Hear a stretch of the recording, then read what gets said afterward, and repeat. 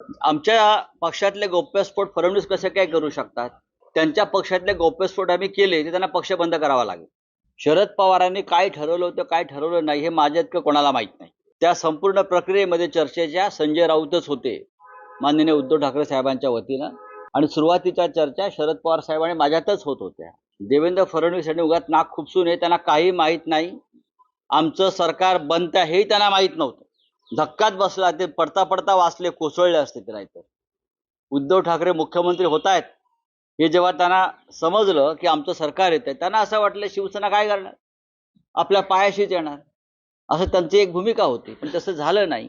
आणि शरद पवार साहेबांनी असेल किंवा काँग्रेस पक्षाने असेल, हे सरकार आणि हे मुख्यमंत्रीपद 5 वर्ष टिकवायचं अशी कमिटमेंट होती त्यांची. देवेंद्र फडणवीस यांना खोटं बोलण्याचा रोग लागलेला आहे गेल्या 2.5-3 वर्षापासून, आणि महाराष्ट्राचं नुकसान त्याच्यामुळे झालेलं आहे.